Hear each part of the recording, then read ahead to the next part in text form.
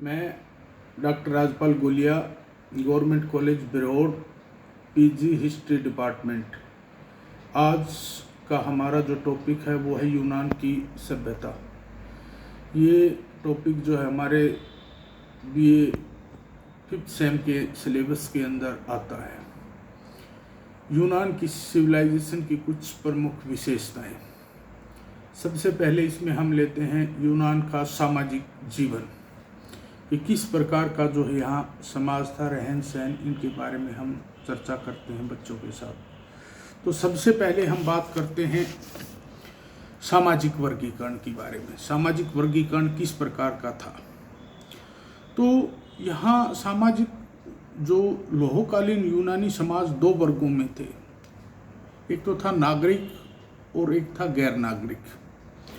तो इसमें जो ये बटा हुआ था। हम सबसे पहले बात करते हैं नागरिक वर्ग की।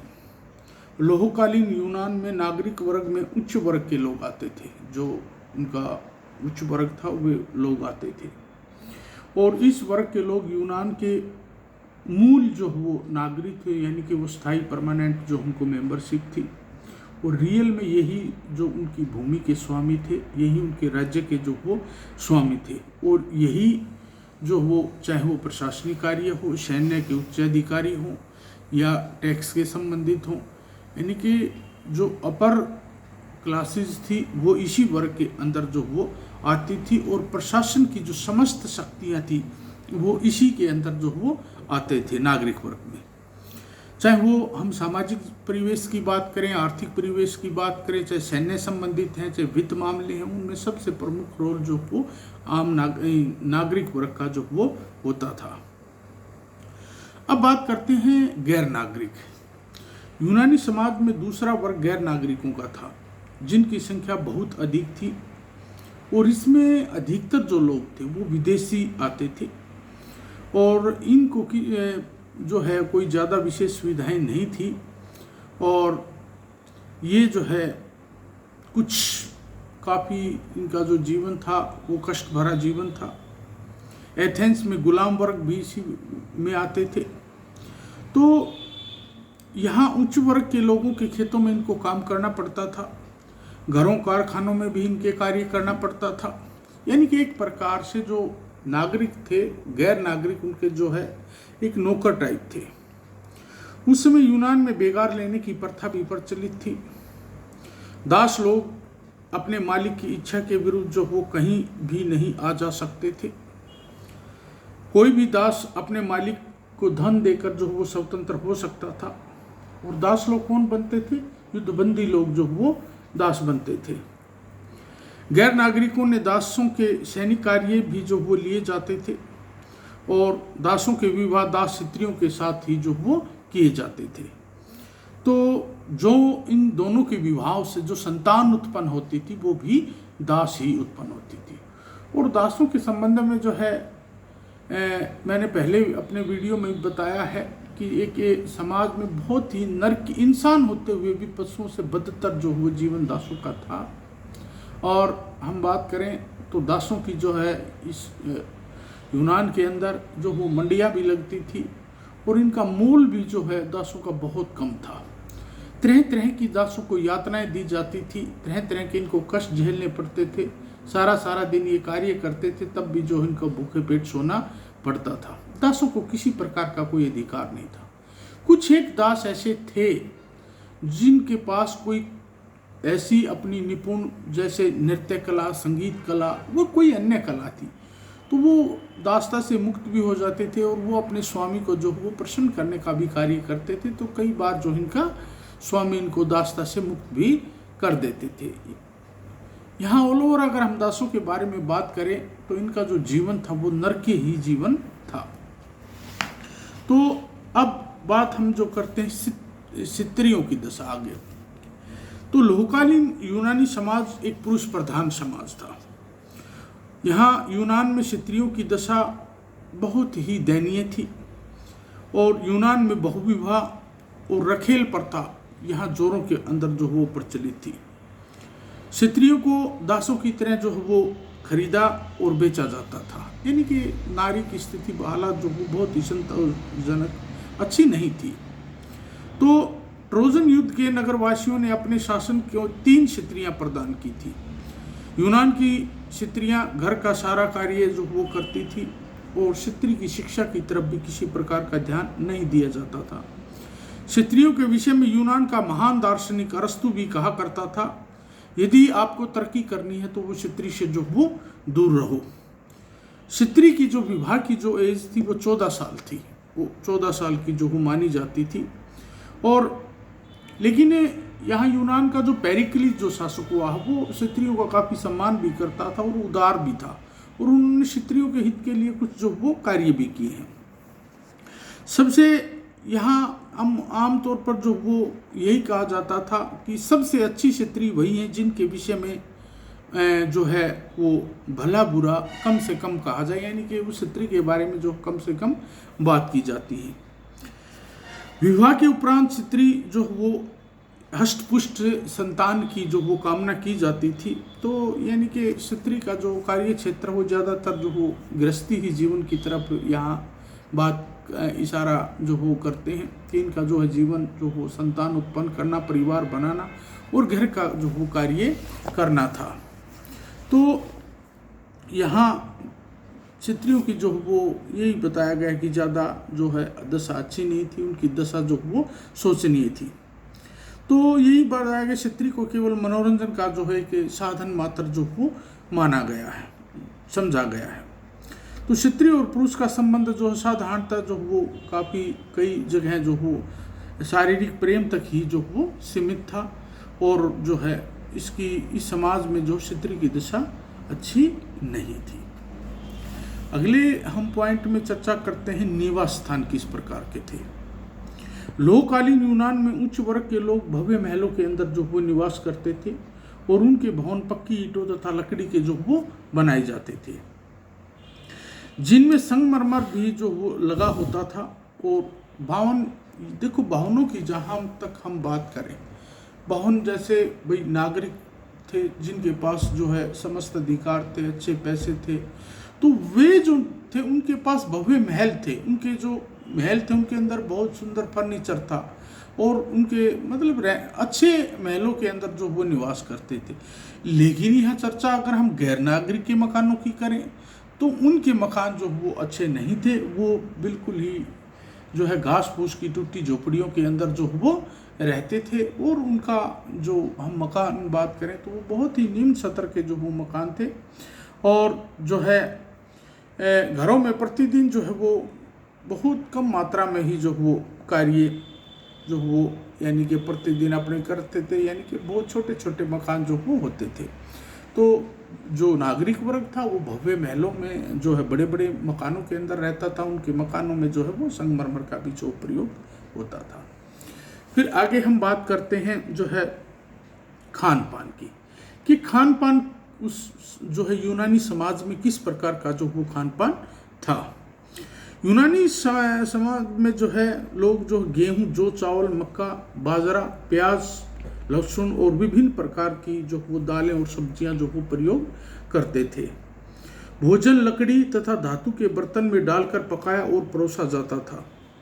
अमीर वर्ग के लोग भोजन परोसने के लिए जो वो सोने चांदी के बर्तनों का जो वो प्रयोग करते थे, यानी कि जो नागरिक वर्ग था, शासक वर्ग के लोग थे, राज परिवार के व्यक्ति थे, वे बड़े बड़े महलों में अच्छी तरह जो वो भव्य और जो हो बहुत ही स्वादिष्टपूर्ण जो वो भोजन का जो वो प्रयोग जो वो करते थे। सोने चांदी के बर्तनों में वो जो वो खाते थे। कई बार विशेष उत्सवों पर सामूहिक भोज भी देते थे। जैसे यहाँ अपने समाज के अंदर धर्म नहीं करते हैं, कई बार धर्म कर दिया, तो वहाँ भी वे लोग जो है विशेष सामूहिक भोज, तो वे मांस, शराब और फलों का प्रयोग भी जो वो खूब करते थे। और यूनान में विभिन्न प्रकार के जो है और भी जो पकवान बनाए जाते थे, मिठाइयाँ भी बनाई जाती थी, व्यंजन भी स्वादिष्ट जो वो बनाए जाते थे। लेकिन हम बात करें कि भाई गैर नागरिक का खान पान, वो बिल्कुल बस उसका यही लक्ष्य था कि भाई पेट भर जाए, और साधारण से साधारण हम जो वो भोजन जो वो करता था। और दासों और गुलामों की तो बात करें तो उनको तो पट जो है भरपेट जो वो भोजन तक नसीब नहीं होता था, जबकि वो पूरा पूरा दिन जो वो मेहनत करता था, कार्य करता था, उसके बावजूद भी वो भूखे पेट सोता था। तो दासों के भोजन की बात जो है इसके बाद हम करते हैं बात कि ड्रेसेस किस प्रकार की थी जो है यूनानी समाज में, पहनावा किस प्रकार का था।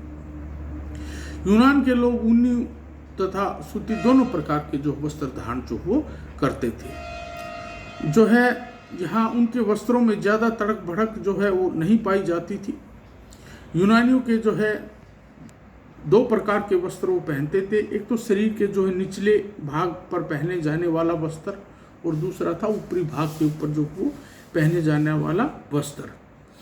यूनानियों के वस्त्र जो वो एक इस प्रकार से जो वो बने होते थे कि सारे शरीर को जो वो यानी कि ढक लेता था, यानी कि ऊपर से नीचे तक का भी जो वो वस्त्र जो वो पहनते थे। तो स्त्री और पुरुष जो है पैरों के अंदर जो वो चप्पल जो हो और खड़ाऊ धारण जो वो करते थे। किसान लोग केवल नीचे के वस्त्र जो है ज़्यादा पहनते थे और स्त्रियां भी जो वो पारदर्शी वस्त्र जो वो धारण करती थी। तो पहनावे की बात करें तो भाई जैसे नागरिक वर्ग का जो थे वो अच्छे बेल बूटेदार सुंदर वस्त्र जो वो धारण करते थे, जिनकी आर्थिक स्थिति अच्छी थी नागरिक वर्ग की। और जहाँ तक हम बात करें गैर नागरिक और गुलाम वर्ग, वो तो बस अपना जो है नीचे का तन ढकते थे और ज़्यादा वस्त्र जो वो धारण नहीं करते थे। इसी में बच्चों आगे बढ़ते हुए श्रृंगार तथा आभूषण, यानी कि श्रृंगार किस प्रकार के जो वो किए जाते थे। प्राचीन यूनान के अगर हम श्रृंगार करने की बात करें तो स्त्री और पुरुष दोनों ही जो वो श्रृंगार करते थे। स्त्रियां भी जो वो अपने आप को सुंदर दिखाने का जो वो लिए श्रृंगार जो वो करती थी, पुरुष भी जो है जो वो श्रृंगार जो वो करते थे। औरतें जो हैं लिपस्टिक, पाउडर, लाली, काजल आदि का जो ये प्रयोग करते हैं। अब ये चीज़ें हमें बच्चों ये पूछोगे कि कहाँ से मिली। खुदाइयों के अंदर जैसे ही किसी रानी की कब्र मिली तो उस कब्र के पास से हमें श्रृंगार पेटिकाएं मिली हैं। उस श्रृंगार पेटिकाओं में उस समय जो वो क्या चीज़ वो श्रृंगार जो वो करती थी, तो ये पता चल जाता है कि यूनान में जो वो इस प्रकार का जो वो तो रानियां जो है बालों के भी जो है वो संवारने के लिए कंघी और दर्पण का जो वो प्रयोग करती थी इनके श्रृंगार करने के लिए। यूनानियों के आभूषण सोने तथा चांदी के बने होते थे, जिसमें अंगूठी, कान की बाली, पायजेब, हार, बाजूबंद तथा मालाएं आदि जो वो सम्मिलित थी। तो यानी कि पुरुष वर्ग भी जो वो सुंदर दिखने का प्रयास करता था और स्त्रियां भी ज़्यादा जो वो श्रृंगार करती थी, यानी कि श्रृंगार भी जो वो यूनानी लोग करते थे। इसी में आगे बढ़ते हुए हम बात करते हैं मनोरंजन की। यूनानी लोग विवाह, त्योहार, धार्मिक उत्सव भी बहुत धूमधाम से जो वो मनाते थे। महिलाएं नृत्य तथा संगीत दोनों का जो वो मनोरंजन जो वो करती थी। कुछ लोग शिकार खेलकर भी अपना जो वो मनोरंजन करते थे। शिकार तीर कमान, तलवार, बर्छे की सहायता से जो वो किया जाते थे। उस समय शेर, हिरण और सूअर का भी जो वो शिकार किया जाता था। स्त्रियां जो है वो अर्धनग्न अवस्था में जो वो नृत्य करके जो वो अब इसका जो वो मन बहलाती थी। यूनान में ढोल, बांसुरी आदि जो वो बजाए जाते थे और 4 वर्षों के अंतराल के ऊपर जो वो ओलंपिक खेलों का भी जो है आयोजन किया जाता है। ये जो आज ओलंपिक है ये यूनान की ही देन है। और सबसे पहले हम बात करें तो 5 दिन सबसे पहले ये जो वो चलते थे और इसकी शुरुआत 776 ईसा पूर्व प्रथम ओलंपिक जो हो खेल का आरंभ जो वो यूनान के अंदर जो वो किया जाता था। और ये जो ओलंपिक गेम्स है ये यूनान की ही देन जो वो मानी जाती है।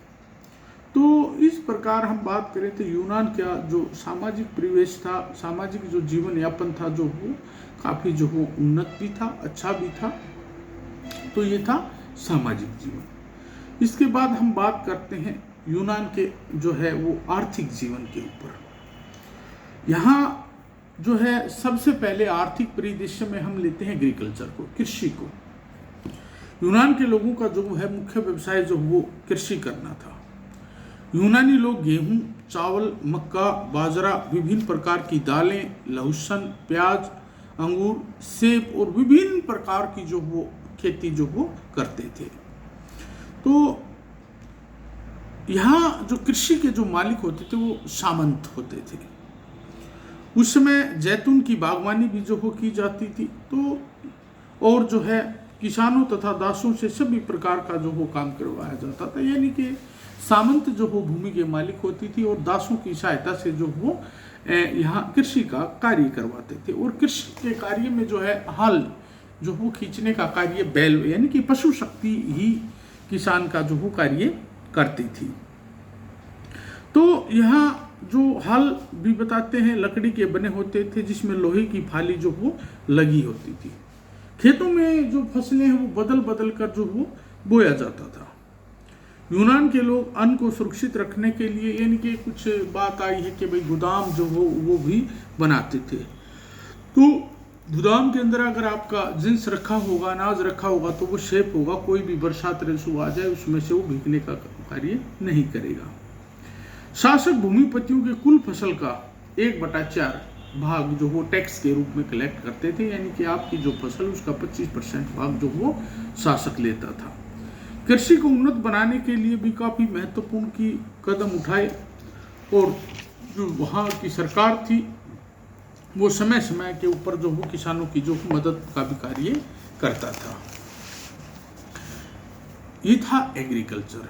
आर्थिक स्थिति में हम आगे बढ़ते हैं और बात करते हैं पशुपालन की। देखिए, किसी भी देश की अर्थव्यवस्था में पशुपालन एक बहुत ही महत्वपूर्ण कड़ी होती है। इन प्राचीन सभ्यताओं में भी, चाहे हम बात करें यूनान की और चाहे दूसरी सभ्यताओं की, पशुओं का अपना अलग ही योगदान। तो यूनान के लोग भी जो है वो पशुपालन का जो उनका मुख्य व्यवसाय था। तो लोहकालीन यूनान में आर्थिक स्थिति भूमि और पशुओं की से ही जो वो आंकी जाती थी। यानी कि यूनान के अंदर जो वो एक व्यक्ति की जो आर्थिक स्थिति का आंकलन जो पशु शक्ति से जो किया जाता है, इसके पास कितने ऊँट कितनी गायें हैं, उससे उसकी आर्थिक स्थिति का जो पता लगता था। उस समय जो है भेड़, बकरी, सुअर, कुत्ता, गाय, बैल तथा घोड़े आदि जो हो बहुत संख्या में जो वो पाले जाते थे। उस समय पशुओं का व्यापार भी जो वो किया जाता था। भेड़ तथा बकरी से ऊन तथा मांस भी प्राप्त किया जाता था।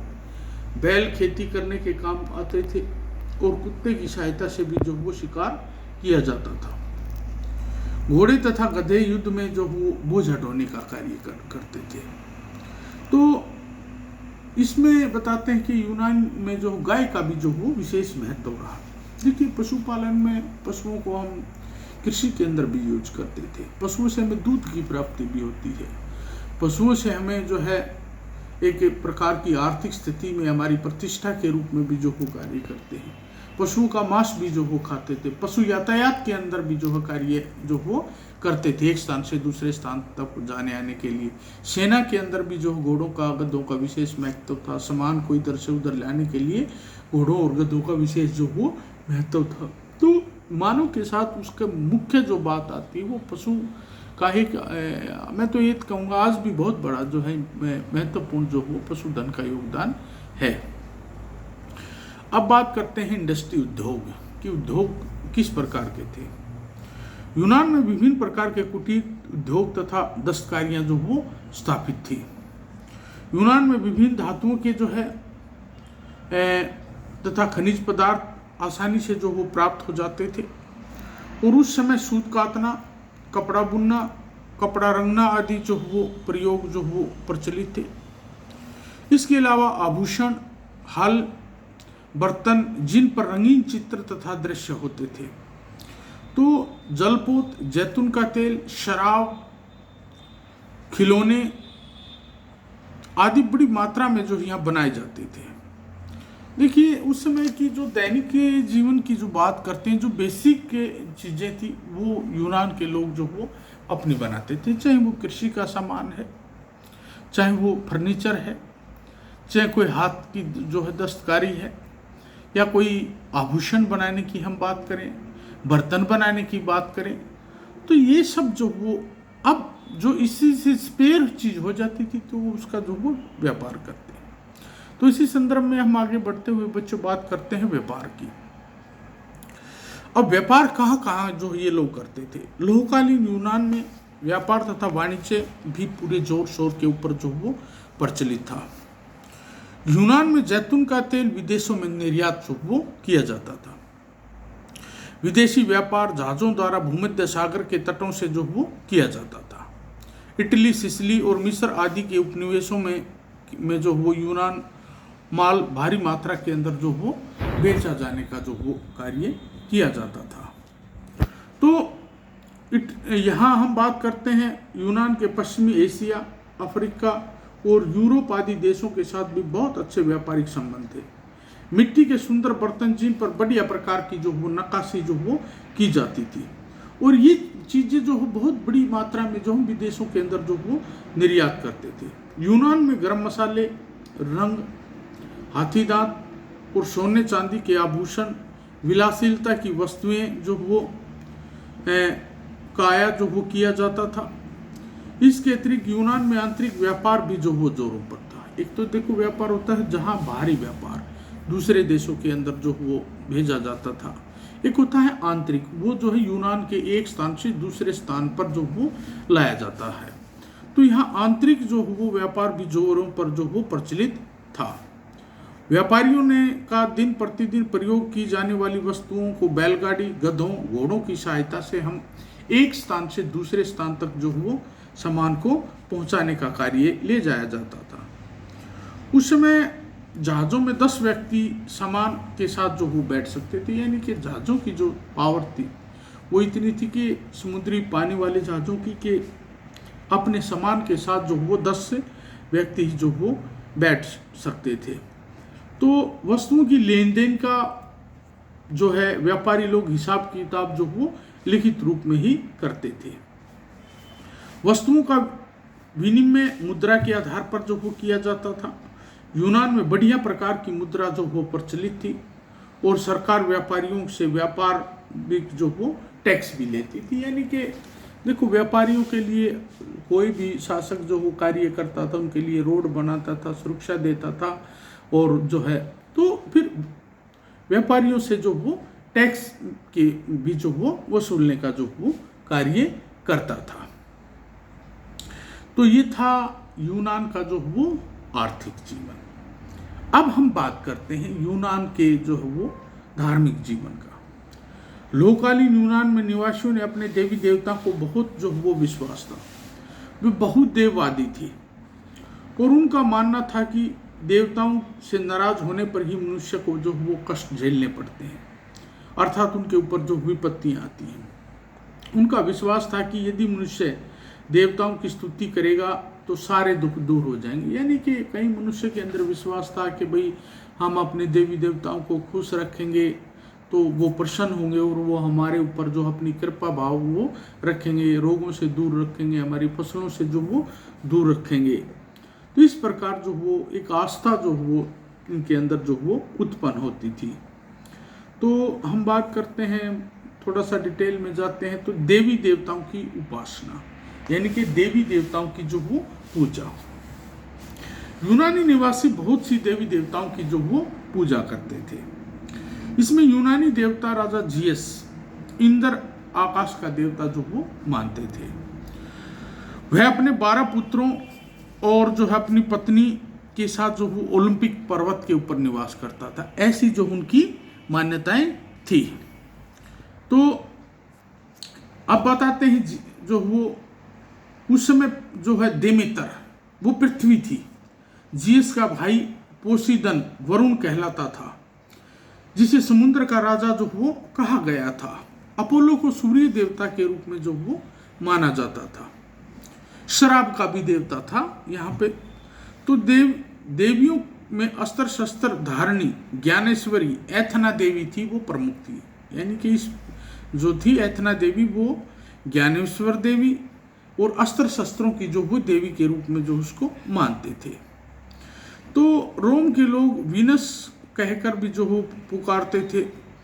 तो यहाँ यानी कि इन देवी देवताओं की पूजा अर्चना जो वो की जाती थी कि भगवान जो है यानी कि ये देवताओं की हमारे ऊपर कृपा रहेगी और हमारा शरीर जो वो निरोग रहेगा, हमारी फसलें अच्छी होंगी और हमारे ऊपर जो वो कृपा दृष्टि जो वो बनेगी। अब आगे इसी में बढ़ते हैं, बात करते हैं प्राकृतिक देवी देवताओं की उपासना। जो प्राकृतिक जो देवी देवता थे उनकी उपासना, तो यूनान में निवासी देवी देवताओं के अतिरिक्त प्रकृति की भी जो वो प्राकृतिक देवताओं की भी जो वो पूजा करते थे। ये थे पृथ्वी, आकाश, वायु, नदी, चंद्रमा, सूर्य, नक्षत्र और ऋतुओं आदि की भी जो वो उपासना करते थे। वे पूजा में जैसे हम बात करें तो फल फूल, अन्न, सूरा, सोना चांदी, वस्त्र आदि वो चढ़ाते थे। मंदिरों में नाच गानों के साथ जो वो पूजा अर्चना की जाती थी। यूनान भूत प्रेतों के अंदर भी जो वो विश्वास था कि जो भूत प्रेत हैं, जादू टोना है, भाई किसी जगह पे हमने कोई पर्टिकुलर वस्तु रख दी तो आपका ये हो जाएगा, ऐसी मान्यताएं समाज के अंदर जो वो थी। अब बात करते हैं मंदिर का क्या स्थान था यूनान के अंदर धार्मिक आस्था के रूप में। तो एथना की प्राचीन जो है मंदिर में एथेना देवी की पूजा की जाती थी, यानी कि एथेना देवी का जो वो मंदिर बनाया गया था। डेफली तथा डेलोस में अपोलो देवता के सुंदर सुंदर जो वो मंदिर बनाने का जो वो गए थे। तो मंदिरों के अंदर काफ़ी मात्रा में जो है वो भाई पैसा जो वो चढ़ावा आता था। इसमें आते थे जैसे अन्न, फल, शराब, सोना चांदी भी जो वो चढ़ाया जाता था। देवताओं को प्रसन्न करने के लिए यज्ञ किए जाते थे, बलि भी जो वो दी जाती थी। धार्मिक कार्यों के पुजारियों की देखरेख में जो वो धार्मिक कार्य जो वो संपन्न किए जाते थे। इस अवसर पर जो है सामूहिक उपासना जो वो की जाती थी। डेल्फी के मंदिर में भी दूर दूर से लोग जो है अपोलो देवता, सूर्य देवता की भविष्यवाणी जो वो सुनने के लिए जो वो आते थे। तो ऐसा माना जाता था कि इस मंदिर में जो है भविष्यवाणी जो वो की जाती थी, और वो जो भी भविष्यवाणी की, ऐसा यानी कि मान्यताएं थी कि जो भी यहाँ भविष्यवाणी की जाएगी वो सार्थक होगी, वो सिद्ध होगी। इसीलिए बड़ी भारी संख्या में लोग डेल्फी के मंदिर में जो वो एकत्रित होते थे और वहाँ से वो अपना आशीर्वाद लेते थे और रोगों से दूर रहने की अपनी सच्ची श्रद्धा भाव जो मंदिर के अंदर जो वो आके प्रकट करते थे बच्चों। अब हम इसी में आगे बढ़ते हैं, बात करते हैं धार्मिक अंधविश्वास। लोककालीन यूनान के लोगों में अनेक धार्मिक अंधविश्वास जो प्रचलित थे। इसमें राम प्रसाद त्रिपाठी ने जो है यूनानी लोगों के जो जादू टोना है, भूत प्रेत है, उनमें उनके विश्वास की बात की गई है। तो अब जैसे डॉक्टर विपिन बिहारी सिन्हा बताते हैं कि उनका विश्वास था कि मृत्यु के पश्चात भी मनुष्य को घोर अंधविश्वास से जो वो होकर गुजरना पड़ता है। मृत्यु से उन्हें डर लगता था, इसीलिए जो है वो स्वर्ग की प्राप्ति के लिए देवी देवताओं की जो वो पूजा अर्चना जो वो करते थे। लोग अपनी आकांक्षाओं और जो है आवश्यकताओं के लिए पूर्ति के लिए देवी देवताओं के जो वो प्रार्थनाएं जो वो करते थे। इन्हीं अंधविश्वासों के आधार पर डेल्फी के मंदिर में दूर दूर तक जो अपोलो नामक देवी की जो भविष्यवाणी सुनने के लिए जो लोग आते थे। यानी कि इस मंदिर जो अपोलो मंदिर था उसके अंदर देखो कितनी बड़ी श्रद्धा थी लोगों की, कितनी बड़ी मान्यताएं थी। तो उस समय यूनानी लोगों में ऐसी धारणा प्रचलित थी कि जो भी इस मंदिर की भविष्यवाणी की जाएगी वो सत्य हो जाएगी, यानी कि मंदिर के अंदर कोई भी भविष्यवाणी की जाएगी वो सत्य हो जाएगी। तो यूनान में भविष्यवाणी की जो है ओरेकल कहा जाता था। तो यानी कि देखो इन चीज़ों में अंदर बहुत ज़्यादा जो वो विश्वास था। इसी प्रकार जो है यूनान वासी अप्रसन्न देवताओं को प्रसन्न करने के लिए पशुओं की जो वो बलि भी जो वो देते थे, पशुओं की बलि देने का भी जो वो कार्य करते थे। धार्मिक कार्य करते समय पुजारियों की जो वो सहायता जो वो ली जाती थी। यूनान के धार्मिक जीवन का आरंभ जो है वो के साथ एशिया, मिस्र आदि के अंदर भी, यानी कि उनके धार्मिक जीवन का दूसरे देशों के अंदर भी प्रभाव देखने को मिलता है। अनेक प्रकार के अंधविश्वासों के साथ साथ यूनान के लोग भी पर्व त्योहारों का भी जो आयोजन करते थे। यूनान के लोग त्योहारों राष्ट्रीय तौर पर भी जो वो मनाए जाते थे। तो कुछ केवल नगरों तक ही जो वो मनाए जाते थे। तो धीरे धीरे यानी कि जो धार्मिक दृष्टि से जो उनकी मान्यताएं काफ़ी अपने आप में काफ़ी मान्यता समाज के अंदर ही वो उनकी पूजा अर्चना जो वो करते थे। इसी में जो है हम आगे बढ़ते हुए यहाँ हम बात करते हैं सांस्कृतिक जो वो जीवन की। सांस्कृतिक जीवन जो वो क्या है, जो वो किस प्रकार का था।